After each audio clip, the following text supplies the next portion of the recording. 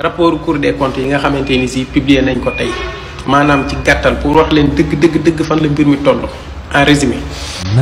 maanaam tey boo jëloon richesse su Sénégal ci année 2025 lépp impôt lépp richesse su Sénégal maanaam nga xam Sénégal moom la dajale ci année 2025 mu tolloog 1000 francs 999 francs yi bor la koy faye dese 1 franc ñëw toog. En plus de cela le building administratif bi nga xamante ni moom la gouvernement bi yaakaaroon pour réduire les dépenses de l'État nga xam ne dañ ko doon defar pareegul gouvernement bi fi jógee jaay nañ ko jaay l'école des douanes jaay ancien palais de justice jaay nañ plus de 10 immeubles yoo xamante ni si ce sont des patrimoines bâtis de l'État. En plus de cela il y a plus de 2000 milliards yoo xamante ni si ci trésor public dañ ko waroon a verser 2000 milliards yooyu kenn xamul fu mu jaar man wax bu baax sax mënuma ko. fii la réew mi toll. 0h19 mënumaa nelaw j'arrive pas à dormir ngir xol bu naqari ngir xol bu naqari xol bu dagg ci waa APR seen doxalin bu ñaaw ak bañ buñ bañ Sénégal. jàppale ne suba insha allahu taala gouvernement bi day def conférence de presse dëggalaat kaddu yi nga xamante ne yëkkati woon nañ ko ca njëlbeen. ñëpp ne woon na Ousmane Sonko la muy wax tegu ko ci. Cour des comptes ñëw wax leen leneen Sonko li mu wax moom sax daa yërëm chiffres yi ndax ñëw na yokk ci lu war a toll ci 2 ba 3%. moo lay wan bon boo xam ne waa APR bon nañ. li bon sama xol bi la VDN 3 Abdoulaye Wade la. autoroute bii Abdoulaye Wade. aéroport international Blaise Diagne Abdoulaye Wade. tout est tracé par Abdoulaye Wade. Macky Sall naa fekk exécuté. ak question mooy marché d'exécution yi nga xam ne Abdoulaye Wade da ko fay bàyyi woon. Macky Sall lan moo ci yoonam ba tax na mu jël loolu surfacturé ko ba jël bor bi yeggale ko ci 18 milliards 559 millions. mbaamu APR yi taxaw ci plateau di ñu amee ak seen chroniqueur de merde yi naan réew mi dafa métti. képp ku taxaw weddi rapport Cour des comptes bi procureur dalaa war a oo dans les minutes qui suivent sans hésitation. boo yeggee fële nga andi ay firnde ci yan base ci nga sukkandiku ne Cour des comptes li mu wax du dëgg bu ngeen ko defee ñaar ñett léegi nit ñu ne tekk ndax kaso rek lañ ragal. dégg naa suba ñu ne dañuy woote manifestation fële ca buntu PGF. parce que seen sàcc bu mag bi nga xam ne Farba Ngom la tudd dañ koo war a déglu. ku fa taxaw ci bëdd bu ñu ñuus la ñuy reewoo leen sax. asalaamaaleykum patriote yi topp Sonko bi la waaw di siyaar ñëpp di bëggee ñëpp ah Seydina Ousmane Sonko moom tàmm na bu waxee rek fenkat yeeg soskat yeeg doomu xaraam yeeg ñëpp génn noonu Sénégal yi yàqamte nañ Sonko wax ba ñëpp génn naan li mu wax amul li mu wax du dëgg waaye nee leen Sonko wax na dëgg nee leen Sonko il a sauvé ce pays wax leen Sonko wax na dëgg Sonko a sauvé ce pays Sonko dafa sauvé Sénégal billaay wallaay taalaay xamoon naa ni neenum neen rek taxul Sonko jël bakkanam bii rek si dara rek si 000 maa ni foroon nii rek tegal ko Macky Sall ci kanam moom quoi ne ko jël ko nga soog a jël nga soog a rey sénégalais yëpp Sénégal xoolal Sonko dafa porté Sénégal jël bakkanam teg ko yenn doomu xaraam yi yenn manipulateurs yi doomu naafeq yi ñi nga xamante ne ay xolu yéefar lañ yor parce que boo ko yoree mënoo bëgg Sonko du nekk ci yow ñëpp taxaw ne Sonko day wax Sonko li muy wax amul mais aujourd'hui nee leen Sonko wax na dëgg te Sonko yàgg na wax dëgg Sonko yàgg wax dëgg moo tax ñu topp ko Sonko dëggu moo tax ñu topp ko Sonko nitu yàlla la Sonko rus na taxaw déglu sénégalais yi di ko dégg mu leen di fen Naby Vision. waaw man maa la wax lii Sonko seul. asalaamaaleykum wa rahmatullah sénégalais yi maa ngi leen di siyaare patriotes yi maa ngi leen di siyaare nañu partager vidéo bi maximum li xew yéen ñëpp xam ngeen ko jëmm ji mën naa wax ba daaneel lu jëm ci wàllu njëriñu réew mi yow mi ñàkk far ak moom nga yëkkati baat bu nekk jëmale ko ci moom di wax ne li mu wax amut di jëfandikoo baatu fen di ko jëmale ci moom waaye da saa yu waxee nga weddi ñu doxee tuuti yónni yàgg jamono jox ko dëgg loolu ndax jaaxalu leen ñun ñi nga xam ne ñoo leen fal ñun ñu xeex démb ak bërki démb am ci yéen kóolute am ci yéen ak jub maanaam Ousmane Sonko yu baree bari xëy na communication dafa mënta ñàkk waaye daanaka mën ngaa wax ne jërul muy justifié wu parce que boo nee jàkk kanam gi njub ngay gis njub maanaam boo nee jàkk xar kanam gi sérieux ngay gis ak njub ak dëggu ak dëggal ak bëgg Sénégal ak fas yéene ko orienté am ci yéene ànd ceekuk dogu sóoraale ci boroomam waaye sóoraale ci askan yu ko seqal rapport bi Cour des comptes génne mbuxum yi mu wane scandale yi mu wane est-ce que nit kuy bàyyi xel tëraayu bàmmeeram dana def lii est-ce que nit kuy bàyyi xel taxawaayu ëllëg ba summa latus'alunna yawma isin anin naim su boobaa dërëm bu nekk danañ la laaj fan nga ko jële fan nga ko dugal nan lañ mën a jëlee lu toll ci 300 milliards yu teg pour justification mënuñoo wax ni fii la dugg allahu akbar ak yeneeni mbuxum ok réew mi ñi ngi ko dénkoon est-ce que bëgg nañ réew mi non Sénégal ñun nag ancien président bu sadik lañ amoon Naby Vision. non Macky Sall quel doomu aadama Macky Sall ni ñuy triandé nii di falsifier ay rapport di triandé suñuy patrimoine national di jaay suñuy bâtiment national daf may fàttali rek benn commerçant boo xam da doon lebalante mook benn xaritam mais chaque jour da koy nax day ñëw ne ko abal ma 1000 francs su ko waa ji abalee 1000 francs day dem fay ne ko fay naa la sa 1000 francs mu ngi nii nga abalaat ma sa 1500 yi nii léegi après maa ngi lay indilaatal say 1000 francs loolu la ko daan naxee su ko defee bu ko joxaatee 1500 mu dem indi ko 1000 francs lekk téeméer Macky Sall nag noonu lay defal ñu day jël suñu building yeeg suñu prison yi jaay ko ba pare luyewaat ñu ko jël xaalis bi di falsifier non Macky Sall vrai mbaam mooy Macky Sall quoi xoolal chiffres yi rek xoolal man maa ngi jooy 900000 ndekete man 1 million ak lu teg war naa koo fay fan laay jëlee lu ma fayee loolu yëpp koo xam boru 900000 lañ ma doon wax ndekete man li ma war a fay dina dem ba 1 million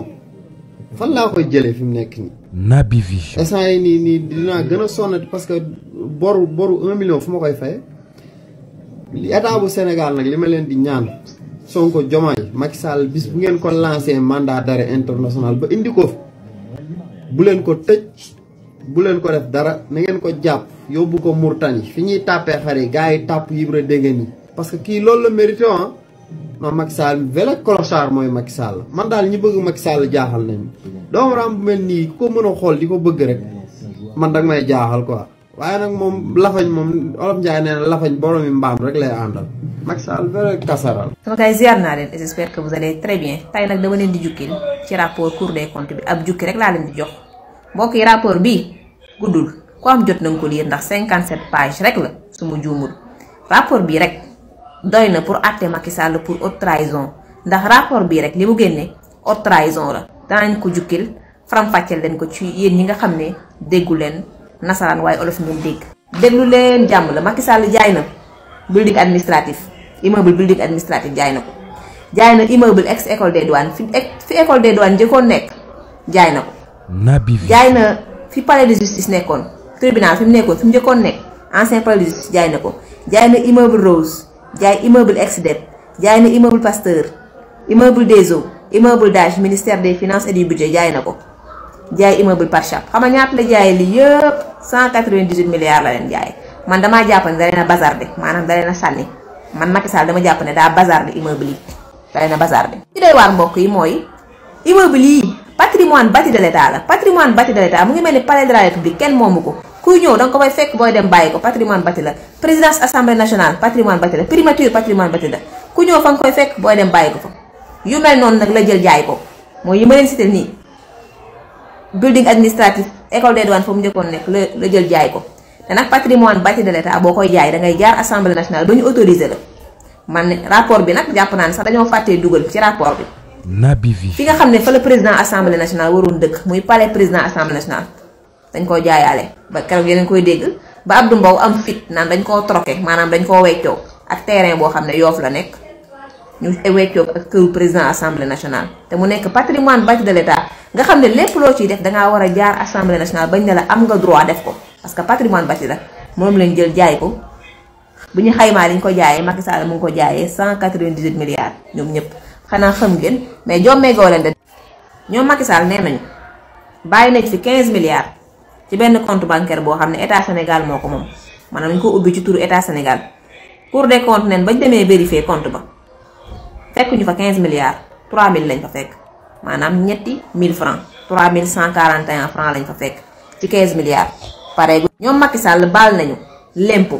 ay borom doole Naby biñ Vision. fiy jógee bu ñu xaymaa li ñu baal lempo ay borom doole toll na ci 669 milliards impôt boo xam ne ay entreprises yu mag ñoo fi nekkoon war koo fay état Sénégal ñu ne baal nañ leen ko toll na ci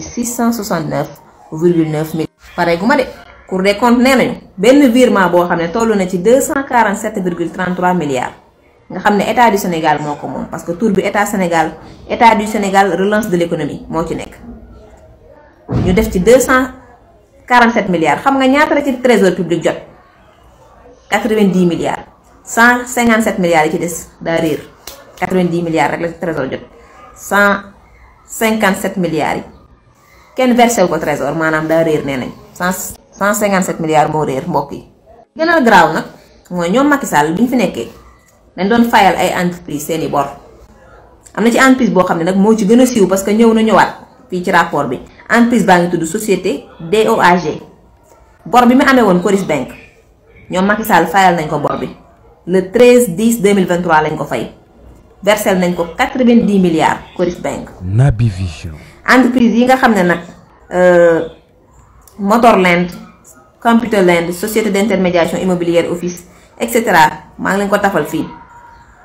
ñoom Macky Sall fayal nañ leen seen boru 46 milliards bi ñu amee woon versel leen ko banque bi ñuy wax BRM mu ngi ni ma tafal leen fii waaye it DOAG société boobu ñu naan DOAG te Macky Sall fayaloon ko 90 milliards fayalaat na ko 84 milliards versel ko BDEV banque bi mu mooy bi ma leen tafal fii rek ngeen di gis maanaam bi ñu xaymaa xaalis boobu ñu fayal entreprise yëpp toll na ci 238 milliards xamagoo leen de direction générale des impôts et domaines DGID diggante 2022 ak 2023 kenn xamul ñaata lañ dépensé ñoom DGID dañ koo bañ a jox Cour des comptes yéen a ngi fàttaliku bu Ousmane Sonko naan DGID dañuy tudd rek ne imprimante yàqu na dañuy jëndaat et cetera oto yàqu na Ousmane Sonko li mu doon dénoncé jamono ba mu fay nekk di fa liggéey nee na Cour des comptes nee na aucune donnée relative aux dépenses fiscales 2022 et 2023 n'a été fournie par la direction des impôts et domaines maanaam Cour des comptes nee na benn donnée maanaam benn chiffre boo xam ne maanaam DGID daal ci tënk ci wolof. Naby Vision. liñ dépensé diggante 2022 ak 2023 waxuñu ko Cour des comptes kenn xamu ko ñoom impôts et domaines kenn xamul ñaata lañ dépensé diggante 2000. xam naa moom bu ñu luñutoo dépense DGID diggante 2022 ak 2023 loxo mooy dar gémmañ foofu moom war nañ ko luñutu sama gars yi ana ñi taxawoon nan Ousmane Sonko waxul dëgg ñoom Badara Gadiaga Cheikh Yérim Seck Madiambal Diagne ak Ibou Fall loo leen di wax waa koñ ba yéen li Ousmane Sonko waxoon li Cour des comptes wax sax moo ko gën a garaaw te jamono boobu Ousmane Sonko da leen a réeral rapportu IGF bi par Cour des comptes daa certifié chiffre waaye bi gën a dee la Cour des comptes def maanaam dane li Ousmane Sonko génne lu ko garaaw moo fi gën a nekk sax maanaam ci kaw gàttal sama gars yi réew mi daa nërmeelu Macky Sall réew mu nërmeelu la leen bàyyi payer les salaires relève du miracle maanaam ñi bu ñu fayee salaire sax miracle la ndax réew mi daa bekkoor sama gars yi di laa bëggoon waxtaan ak yéen damaa jàpp ne lii moom bu dul haute trahison lan mooy haute trahison li ñuy xaar ci état bu bees bi rek mooy Diomaye ak Sonko sàcc yi topp leen ñun liñ leen mënta baal ñun askanu Sénégal mooy ngeen bañ a topp sàcc yi. Naby Vision. teg leen ci yoon ñu delloo xaalis bi ngeen xamee ko noonu sama gars yi je vous remercie.